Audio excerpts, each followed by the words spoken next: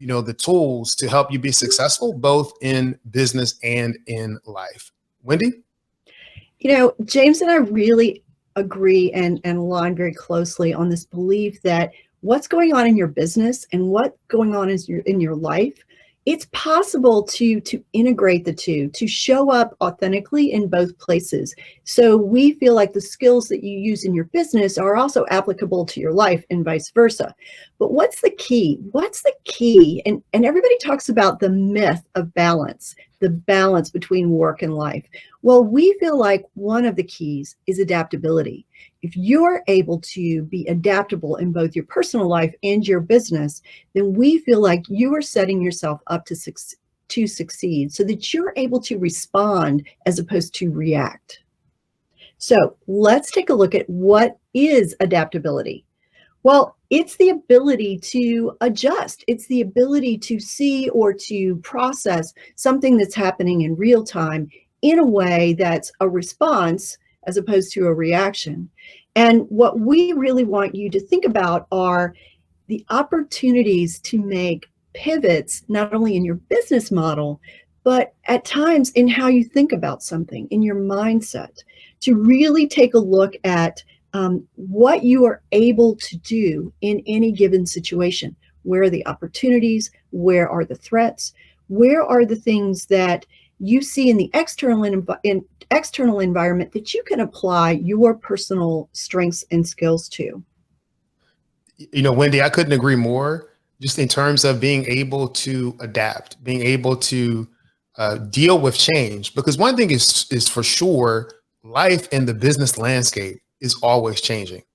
Over the past year and a half, if you think about the impacts of COVID-19 and the impacts that the pandemic has had, not only on our society, but on the small business community, we've all had to change and adapt to that changing environment. We've had to learn and continue to learn how to better deal with uncertainty. Although we are steadily moving towards being fully open, the immediate future, there's still some uncertainty of how things are going to play out. And being able to use the tools that we talk about today, being able to shift your mindset, being able to adjust to bringing adaptability as one of those tools in your toolbox will help you prepare for and get ready for that changing landscape that is to come. The other piece of it that I'd really like to present to you is that the clients that I have who had a plan for what they wanted the next year, what they wanted the next 5 years to look like, were better able to adapt to the external, but also the internal changes that occurred within their businesses during the pandemic. And I feel like it's important to mention that, because so often my clients that didn't and don't have plans, they spent a lot of their energy resisting the change, fighting back, really trying to hold on to the way they had done business in the past because it had brought them some success. But what happened is that because the pandemic was such a catastrophic event for a lot of businesses, those old ways, those old standard operating procedures didn't serve them any longer. And so it's about cultivating that growth mindset to allow you to adapt. And then it's also about preparing for the unexpected. And then once something happens, so like as James mentioned, we're on the downward slope of the pandemic, we hope, is really then curating the learning, trying to figure out where were your strengths, where did you shine, where did the business shine, where were the business's vulnerabilities. Those are some of the things we'd really like for you to think about. Yeah, and Wendy, just on one comment on the clients that were resisting change, we all have a finite amount of energy that we can give to certain things at any given time. So you can either use that energy to resist change or use that energy to determine better pathways for you to move forward to help you deal with the change. The energy is going to get used either way, but you really want to focus the energy in a way that will help propel you better towards your future. And one of the things that we talked about, the slides up now, just about successful goals, strategies, and tactics that can help you really mirror your business landscape. And so, Wendy, one of the questions that I have for you, what is an example of either you or one of your clients developing your goals and your tactics to mirror that business landscape? Well, James, one of the things I didn't mention earlier when I was talking about the business that my husband and I had with our friends and that we ultimately sold was that we also, as part of our strategy and helping us deploy the appropriate tactics, we chose a target acquirer. And this was in the days of where people were taking their paperwork from actual hard copies to the digital world. And so our business was called Document Warehouse. And we decided we would love it if Iron Mountain bought our business. And so everything that we did, we mirrored and investigated, researched what Iron Mountain would find valuable. And so that's a situation where I feel like we devised our strategies, we deployed our tactics according to what we saw in the landscape of that industry consolidation that was happening due to Iron Mountain. And so not only were we able to sell that business after 6 years, but we did sell it to Iron Mountain. So to me, that showed me that what you do, what we as business owners did, what the choices that we made, the systems we put into place, the customer relationships that we developed, all of those things were modeled after Iron Mountain because we saw in the business landscape, in that segment of the industry, that's what we needed to do to be valuable. That's great, Wendy. One of the things that I pull from that is beginning with the end in mind, or being able to think about success in determining in this season for this reason that you're in, what really marks success. And if you're able to do that, if you're able to put that goal out there, you had a goal of being selling to a particular acquirer. And so in the beginning, you're thinking about that. You mirrored your systems to fit into what they would want to do to make your company more attractive to them. And so when you begin to do that, you're in a way predefining what success looks like. And when you know what success looks like, you can begin to develop a plan to actually get there. You can put those supporting structures and systems in place that will help you achieve your goal. You mirror your actions and your habits to the goal that you want to achieve. Absolutely. And I would also like to share that a piece of adaptability, especially when you own your own business, is modeling adaptability as a leader. So the people around you, your team, your customers, the people that you interact with in the community, they're all looking to you and to others like you to lead the way, to show how are we going to survive this. And again, I'm going to use the pandemic because that's uppermost in all of our minds. We're still dealing with the pandemic.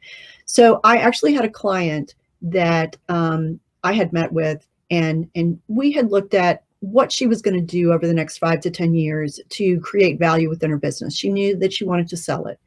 And so we created a list of opportunities that we saw within her business landscape over the next 5 years where she could, again, build value.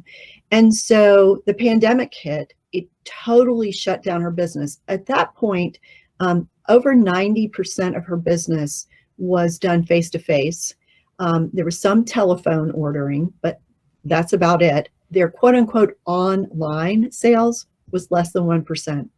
And so in the next 10 weeks, she went through and created all of these opportunities that she had said that she was going to take advantage of over 5 years. She accomplished those tasks, instituted those systems and processes within 10 weeks.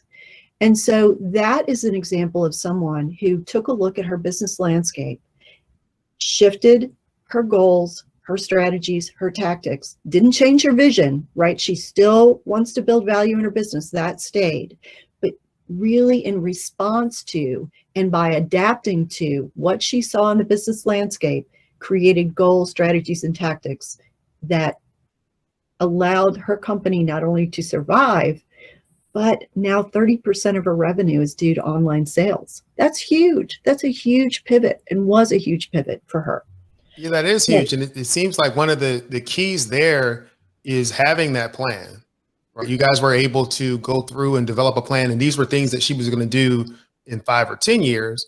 She was able to really implement that, to accelerate that implementation with the pivot. It makes it easier to put something like that in place when you have that plan, when you've done the planning up front, and you have those contingencies for what you can do. Because one thing is for certain is that the landscape is always changing. So things are not static, and neither should our response as entrepreneurs be static. We have to have the ability to adapt, even in this next coming year, whether it's another competitor or the introduction of some new technology. It doesn't matter what it is, but there's going to be something that is going to affect your business landscape. And you're going to have to think through, are my current plans and strategies going to allow me to achieve the previous goals that I had? Or do I need to make some kind of a pivot in order for me to achieve those goals? Do I need to reconsider some aspect of my strategy, or do I need to do something different to take into account this new situation that's happening in my business landscape? We have a couple questions that we want you to just to consider. And that's, where are you today? What are some of your go-to moves, and what guides your decision? And so if you have access to the chat box, I think we have a slide. We'll be able to put those questions up. They'll appear on the slide in a few clicks. There they are. Just think about those questions. Take some time to think, where are you today, just in terms of this business landscape, in terms of your ability to adapt and to pivot. What are some of your go-to moves, things that have worked for you, strategies and things that have worked for you when you've determined that you need to make a shift? And then what are some of the things that actually guides your decisions? Wendy? I'm really hoping all of you will think of this as something that's an ongoing process. It's not a one-off or a check the box. While it's true that many times our visions stay basically the same, it might also be that your vision needs to be modified in some way too.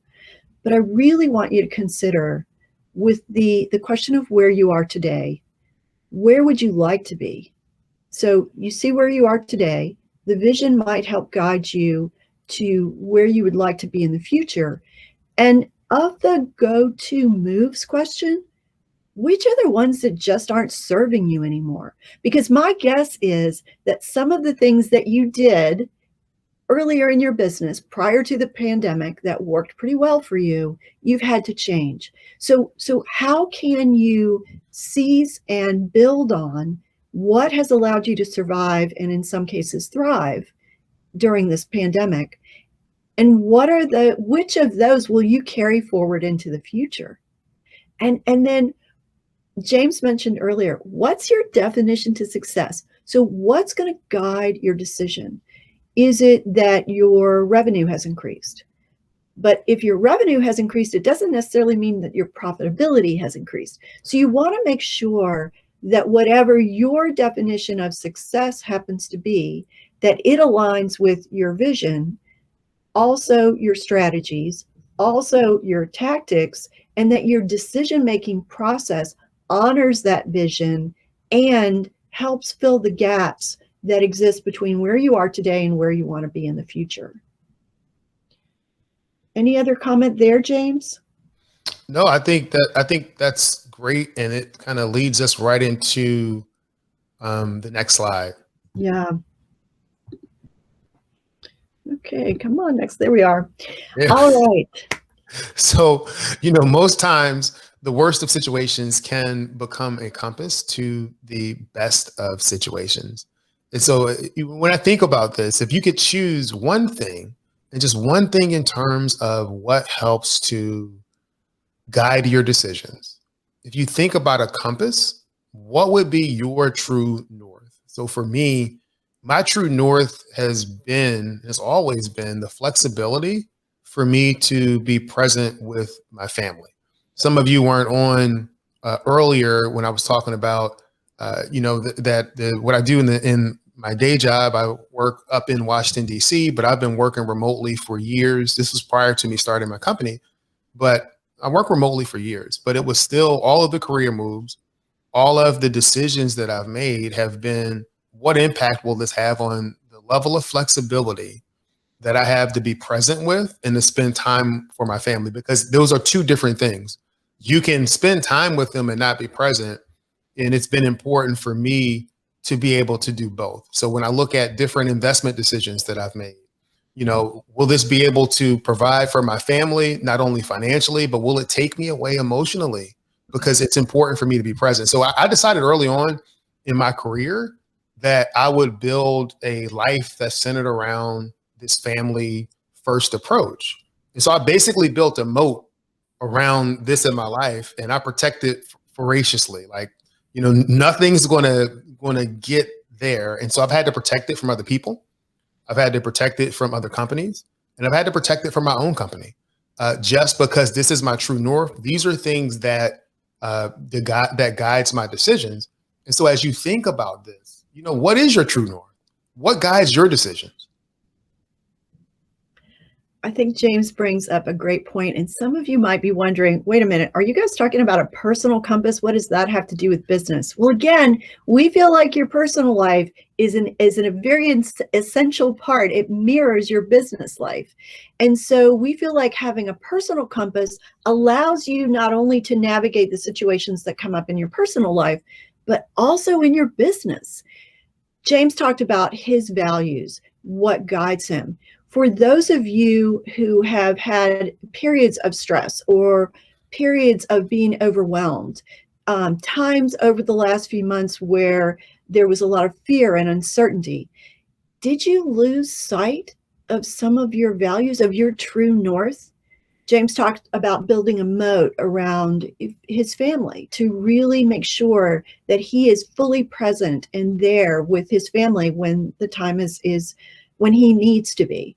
And so what we want to challenge you today to look at is, if you create your values, if you know what they are, and you prioritize them, and you assign one, that true north, then it can help you decide how to navigate the situations in your personal life, but also in the business. So James gave the example again of his family. So if one of your values happens to be professionalism or achievement, or my top value happens to be love. Well, if I'm trying to navigate a business situation where, for example, I have clients that are calling me because of the pandemic, they're not sure what's going to happen with their business. They need extra sessions. I don't know how I'm going to fit them all in. If I get overwhelmed, I may say, look, we agreed to 2 sessions a month. That's all that we're going to do. This is all that I can accommodate right now, or maybe I can fit in one more. However, if I take a breath and I remember that what my true north is love, and I'm talking about agape love, right? Like doing the best that I can as a human for other humans, then I'm going to conduct that conversation very differently than if I allow my reaction of feeling overwhelmed to guide the conversation. So that's one of the things we want you to think about with values. How can your values, choosing them, prioritizing them, how can their values guide you? How can your values allow you to make decisions that are more in alignment with who you are and the values that show up in your company? So I love this quote because we oftentimes we feel those stressful reactions during what we consider the worst of situations. And for many, the pandemic was probably the worst situation they'd ever faced as a business person or as an individual, a human being. And so if we allow ourselves to say, okay, in this worst of time, how can I, Wendy, show up with a value, or so that it's apparent that I function from a value of love, then my responses will be guided, will be loving, will be understanding, will be empathetic for other people who are going through this difficult time. And then it will allow me to curate the learning, to really grab what I needed to grab from the situation so that then I can build my resilience in the future. So I would ask you, what are your goals? And do your goals align and reflect your values, your personal values and your business values? James? Yeah, it's this whole thing about true north, and there is this myth or fallacy that if you talk about work-life balance, and or whether you're an entrepreneur, whether you're building your career, that there will be no imbalance. There's all things are changing and it's dynamic. So even in my situation where I say my family is my true north, what that means is as life hits, as business demands hits, and I'm going in a different direction because I absolutely have to take care of this client. I absolutely have to take care of this proposal. I absolutely have to take care of this meeting. What that means is that in the midst of the storm, while I'm taking care of that, I'm looking at my compass and I'm saying, you know what? I'm getting off target. I'm getting off target. When this, as this comes to an end, I'm making sure that I'm steering the boat back to my true north. I'm going back to where I need to be. And so that's one of the things that having that compass, whether you want to call it a personal compass, a business compass, whatever you want to call it, it helps you get back to where you want to be so that your life and your business are aligned with your values. And that is when you're really going to be operating as your best self. That's really when you're going to be operating from a company perspective as your best self, as your company as well. And we feel like that's when you'll be most adaptable. You'll have a growth mindset and you'll be in a position where you feel grounded and you will be able to adapt and respond to the business landscape. I'd be really curious to know, what are your top 3 values? James, what are your top 3 values? My top 3, I would say, are family, growth, and self-care. And so I have this saying, that the most selfish thing that you can do is not care for yourself. And I think this is true from a business owner perspective. It's true from a career perspective. It's true of me as a dad. It's true as me as a husband. And it's, if I don't care for myself, then I'm not going to have the energy or the resources to show up for my clients.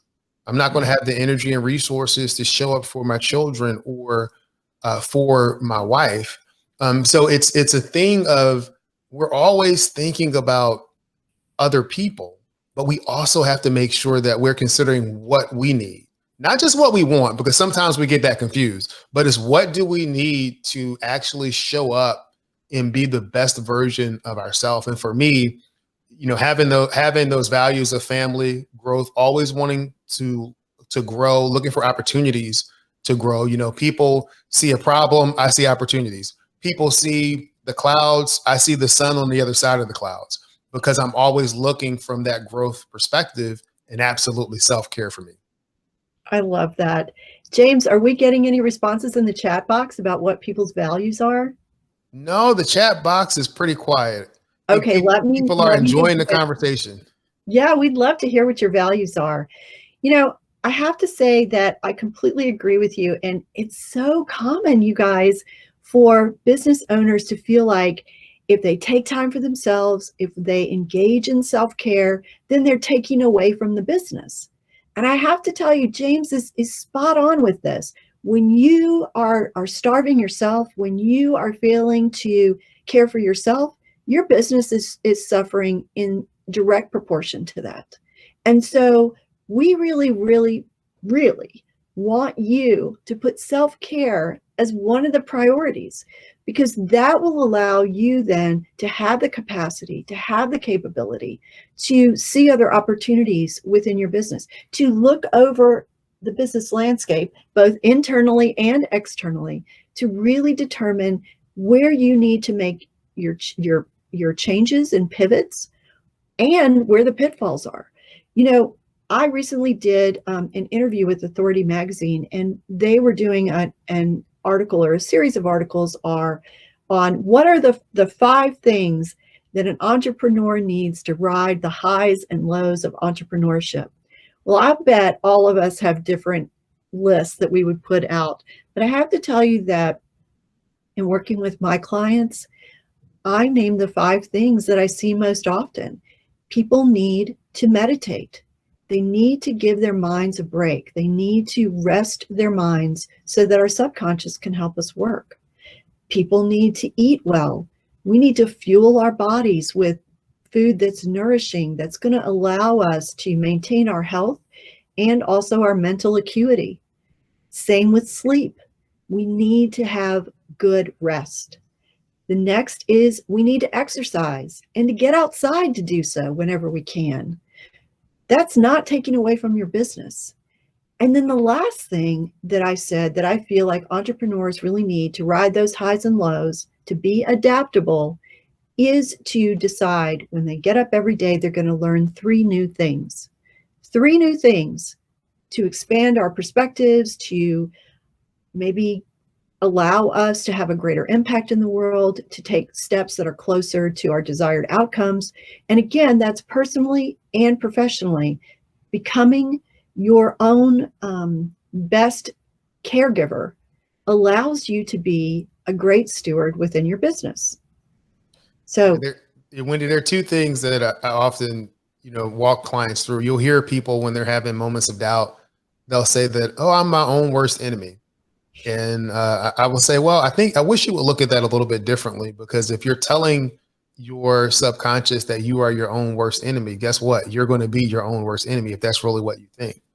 But, I encourage people to be their best self-advocate, to really advocate for yourself, and to be able to apply the power of self-compassion to yourself. A lot of times we'll see friends and they're going through things and we're able to provide compassion in those cases. But as we go through things, we don't apply that to ourselves. And I think that's one of the kind of the unforgotten tips is, we're still going through, but are toward the tail end of all of the turmoil, all of the things that were associated with the COVID-19 pandemic.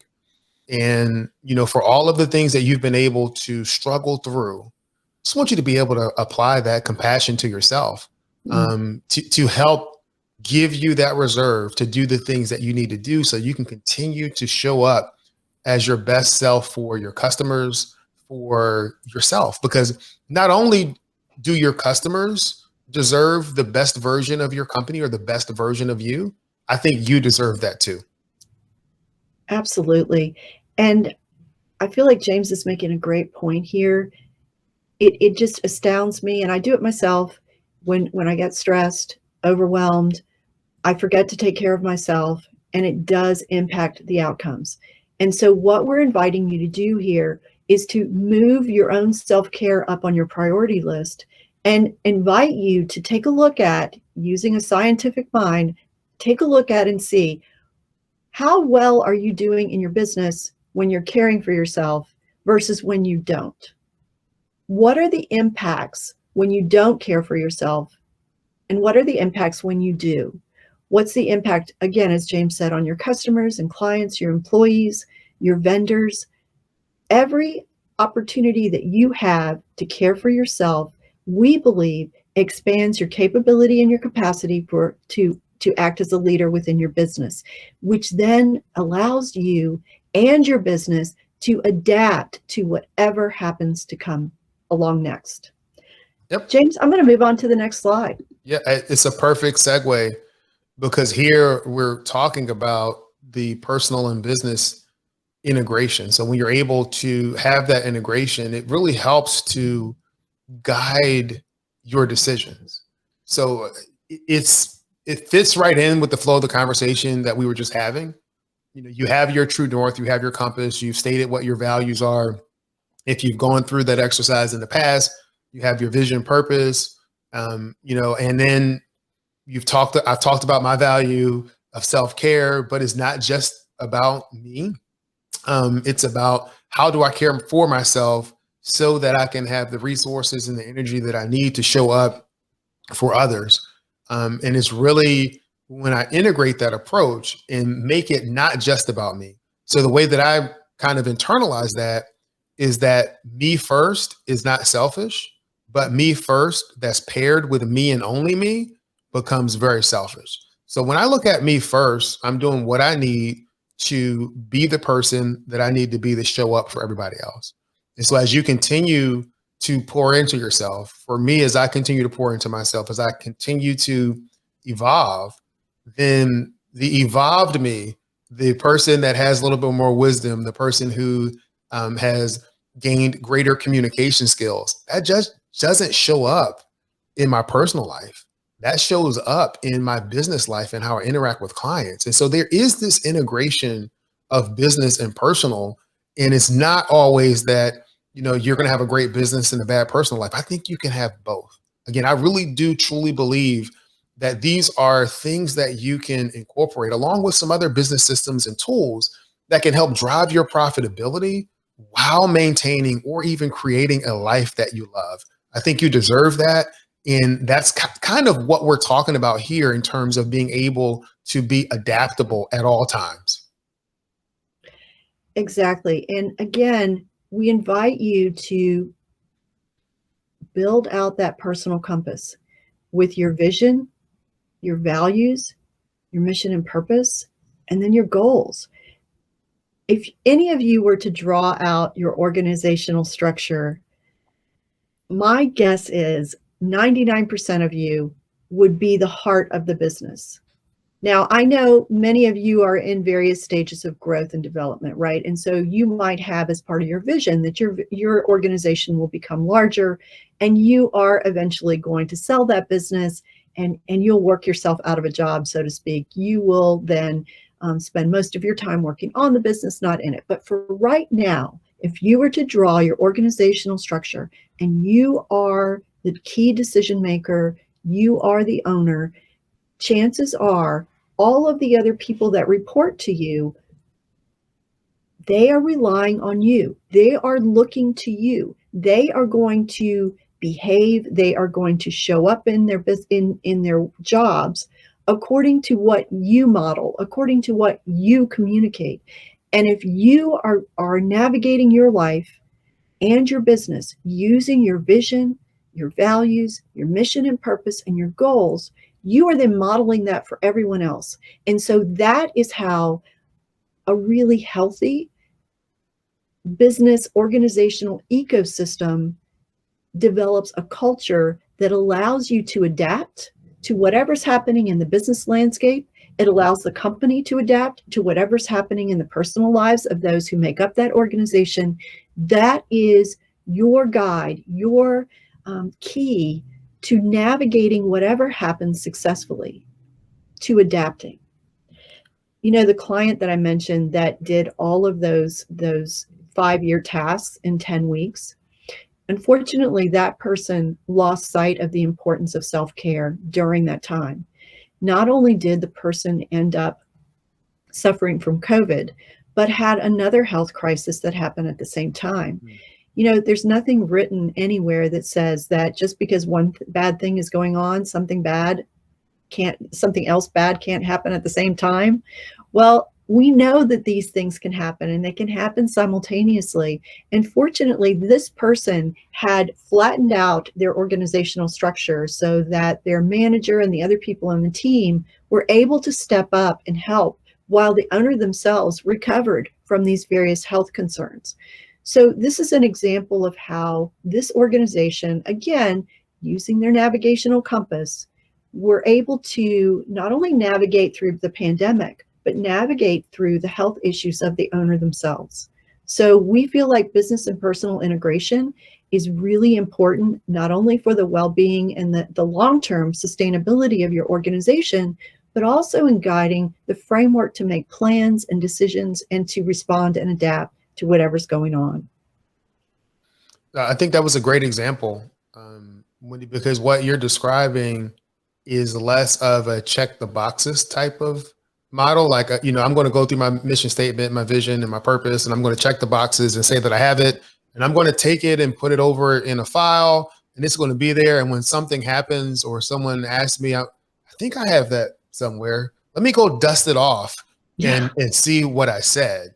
And so it's not about checking the boxes. It's not about filing these things away, but it's about using these documents, these concepts that you've built around your company, that you've built your company on, using them to actually help you navigate the situations that you face. It's more of an approach, a way of life, in a way of thinking that where you integrate this and you incorporate this into your standard operating procedures and your processes.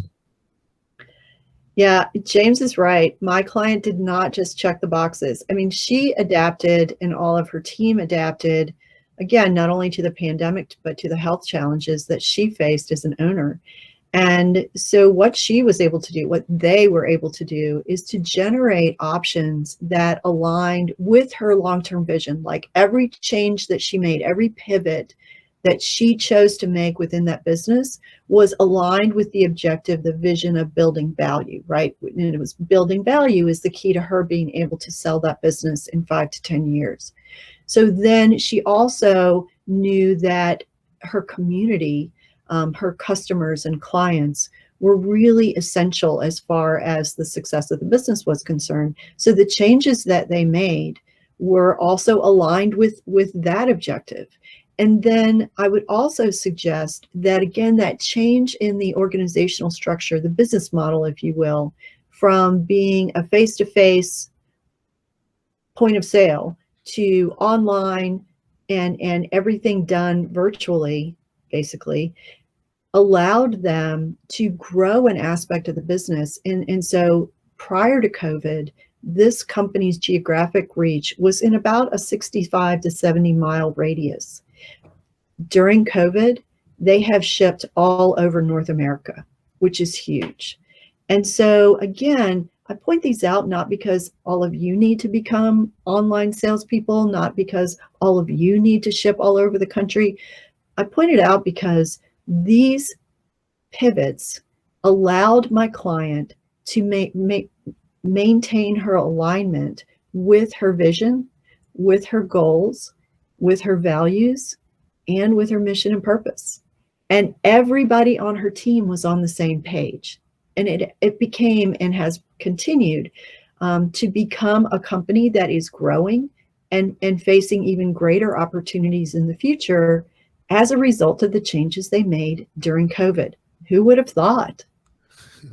Yeah, I mean, it goes back to the slide that we talked about. You know, the worst of circumstances can really set you up for better circumstances. You know, because you're making the best out of the situation that you have, having those plans in place, having those things that are there to guide you. It does help you make those decisions. You know, I imagine your client, she's thinking, how does this decision, how is it going to help me add value to the company? How is this decision of expanding online sales or accelerating these things? How is it going to, you know, fit and align with what I want to do? And so I think those, you know, having that document, having that tool, again, it's not a check the boxes, but it's a living tool. It's something that you're referring to. It's something that you're using to help guide your decisions. I think that's absolutely something that we all need to do. And I would add this is that it's not only important to think about that in our business life, but it's also important to think about it in our personal lives in terms of things that we want to achieve on a personal level. Because as we've stated, as you continue to grow on a personal level, you grow as the owner, right? And that level of maturity or that level of growth is going to show up in how you lead your company. And so it's not just about business. It's not just about personal, but it's absolutely about the incorporation and the integration of those two. I think next we have a case study, Wendy, we're going to talk about. Absolutely. You guys, I loved this example. This is a case study of a restaurant company that exists in DC. They had a very profitable business model. They had a couple of kind of quick takeout sort of fast food type stores. But the main moneymaker was a sit-down restaurant that was very much an Italian restaurant that was very cultural, and the decor, it was all about the experience, if you will. And so, of course, in March 2020, the pandemic hit. And practically overnight, this restaurant, the Red Hen, went from a full service Italian restaurant with a little bit of business and takeout sales to no sit down space.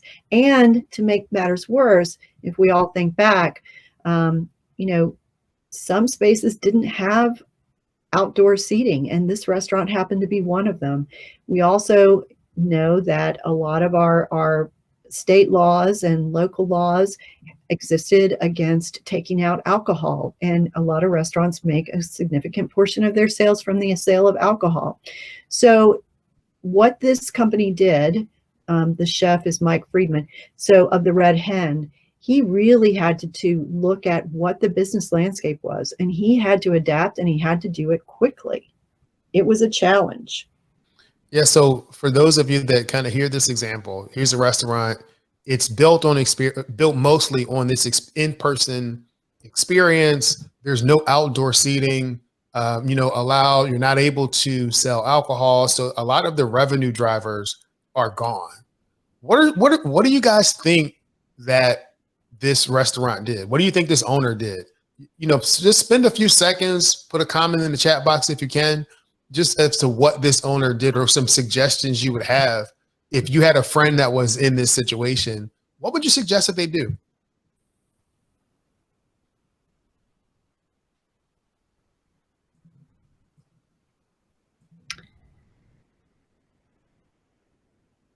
Wendy, let's go ahead and move to the next slide while we're waiting for those suggestions. We don't want to keep everybody in suspense. Yeah. So here is Chef Mike Friedman's secret sauce. He applied what he calls the 3 C's. And he had some significant challenges, right? Remember, no outdoor seating. At that point, couldn't do takeout alcohol sales. His business model was built on creating an experience for diners, so they weren't used to a high volume turnover in the kitchen.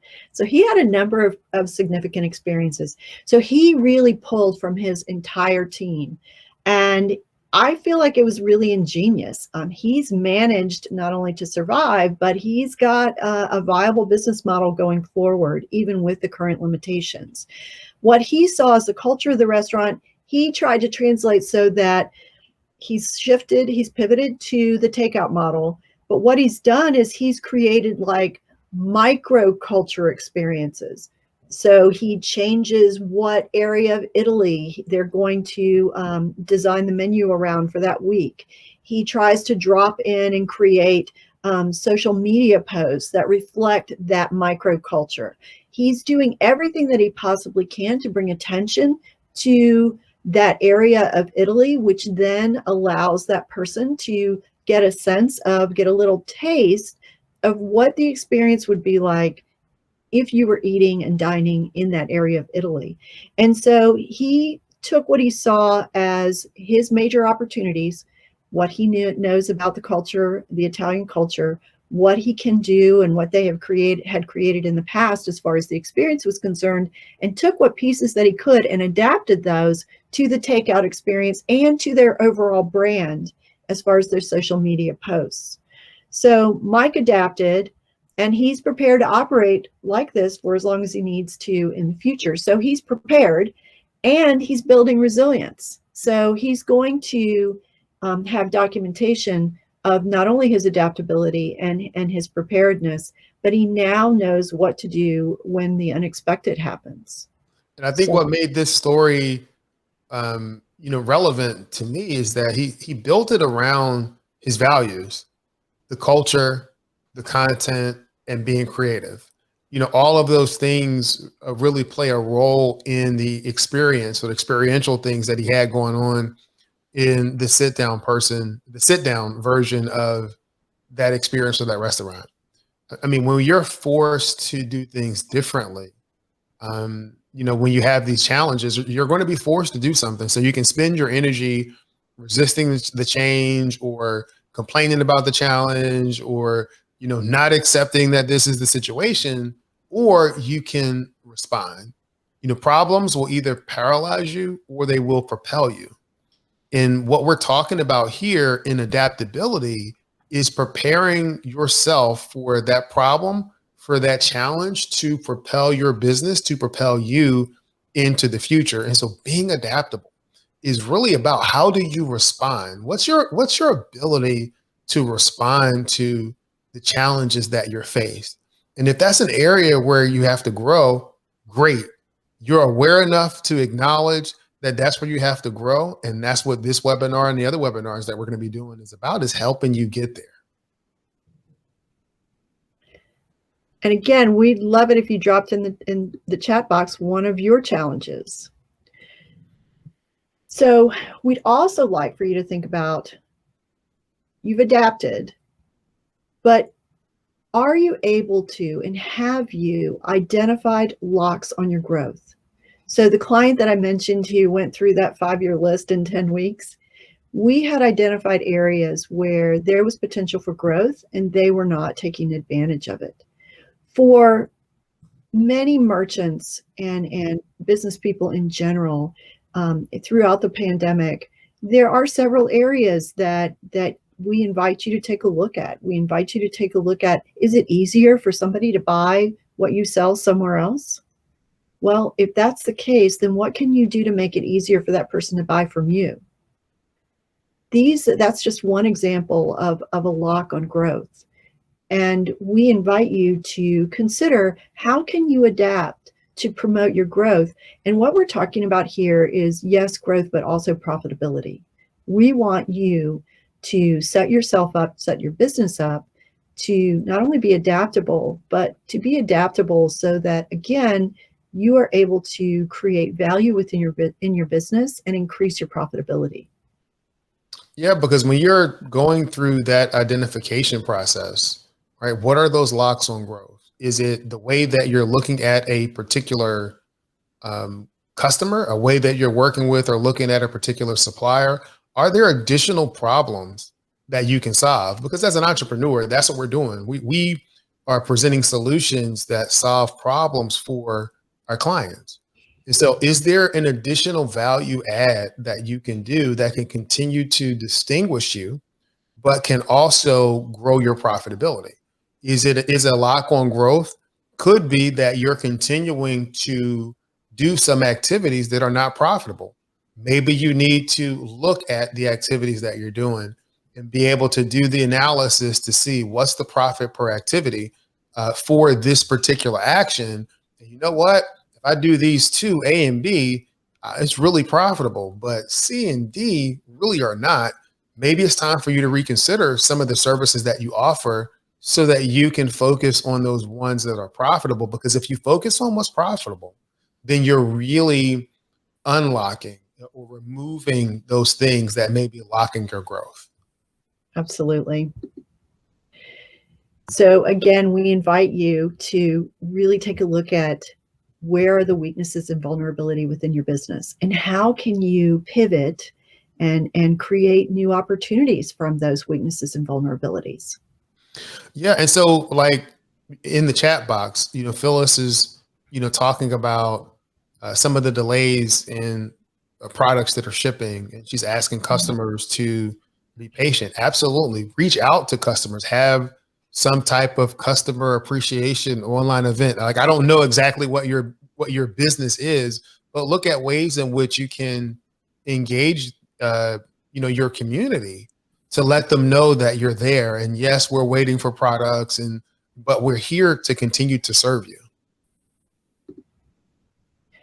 So we have suggest a series of things that you could consider to prioritize your profitability. Keeping up with trends. And Phyllis just pointed out about delays in deliveries. So we know that's happening across industries. In the home services industry, for example, there have been a lot of hiccups in delivery of materials, and prices have gone up as a result. Consider changes to your organizational structure. Look at talent optimization strategies. James? You have to know your numbers. You got to know your numbers. It goes back to, what's your profit margin per activity? Where are your profit centers? Where are those things happening? If you don't know your numbers, then it's going to be difficult for you to know where to pivot or where you may be able to tap into some additional areas of growth. And part of knowing your numbers and coming up with your strategic plans or just the plans for adaptability is being ready, really taking the steps to prepare yourself to be ready. Will we ever face another pandemic of a forced shutdown of the US economy? I doubt it, but you will face some other type of event that's going to rock your business, right? And so maybe the next event isn't something that rocks the world.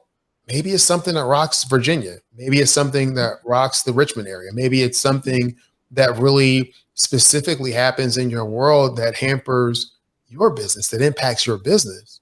And so part of being ready is building up this mindset of adaptability, building up this mindset of, okay, let's start to look for some solutions, and are those solutions in line with my mission, my purpose, my values? Are those solutions in line with my compass? And as always, I know you already do this, but as always, you want to be able to do your best.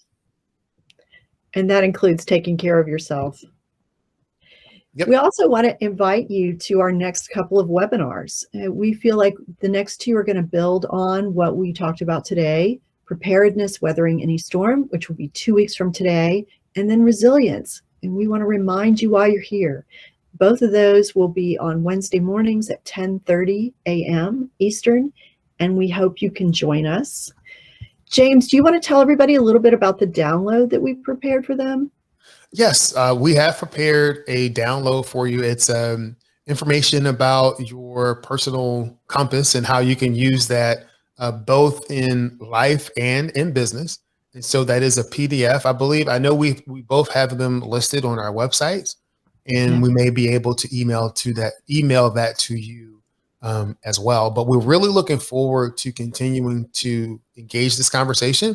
If you know of some of your friends that could benefit from this, if you know that people that are having struggles with adapting, dealing with change, or really seeing the possibilities of the future, then absolutely, when this comes out, we need to send the slides to them. We need to send a recording to them and make sure that you bring them along to attend the next two webinars.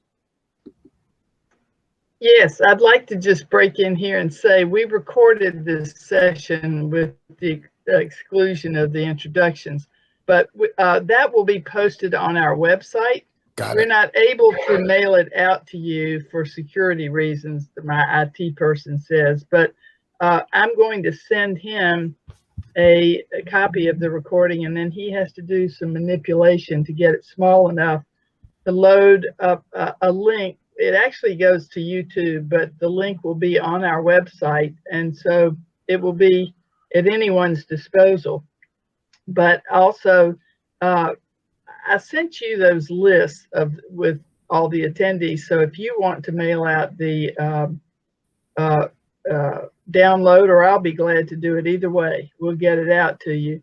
And by all means, as James says, if you know people in your sphere of influence who might profit from these webinars, and it's been so helpful. Everybody talks about writing a business plan and where to get funding and how to market more effectively. Right now, I think a lot of people just need an attitude adjustment and just some reassurance that we're going to come out of this and some tools with which to do so. So I'm really glad that all of you attended. We had quite a few more registered, and that's always the case. But we would really like for as many people to profit by this information as possible. So spread the word if you can. Thank you all so much. Does anyone have any questions that they would like to verbalize or put in the chat before we close up? Mr. McElveen, I see. Can you unmute?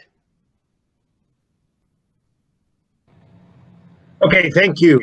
I wanted to ask the question, when you talk about value, mission, vision, and purpose, are they equal in priority, or which would you say take more weight over the other? is a good question. I would play the game and say, hey, Wendy, why don't you answer that one? But I think when you look at them in a particular document, they all serve a slightly different purpose. But when you're looking at your values, I think about that one first, because the values is who you are, right? That's how you show up in life and how you show up in the world. So if it's the value of your company, then that means that every interaction that your company has, people should be able to see and feel that value.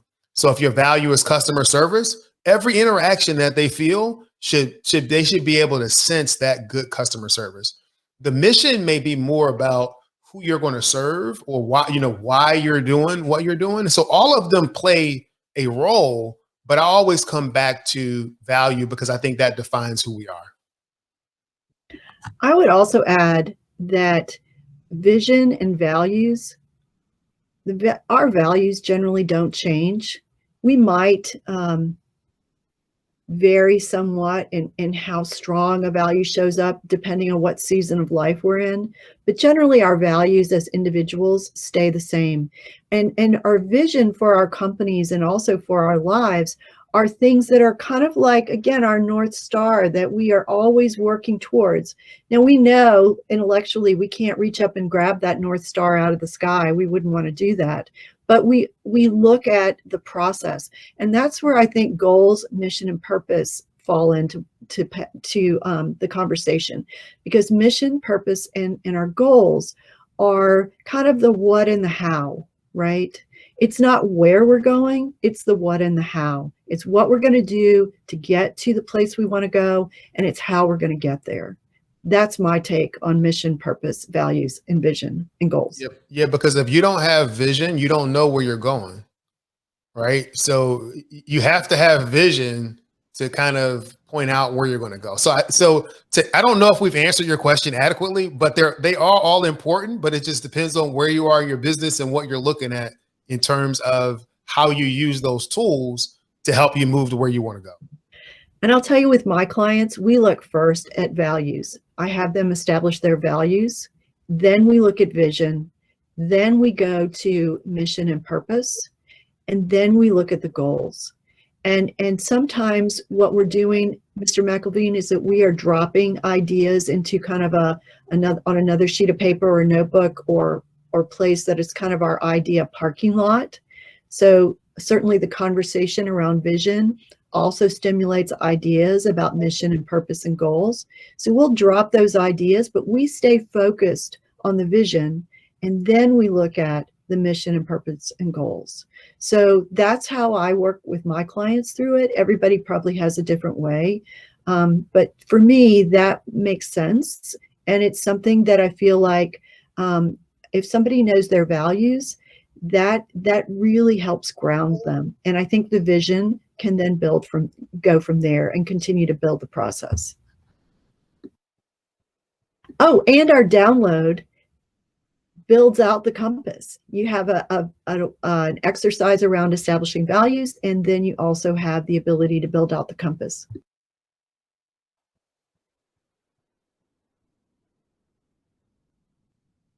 Any other thoughts or questions? Well, Wendy and Dr. Bryant, James, we're really, really happy that you were able to do this today, and I'm glad we're going forward.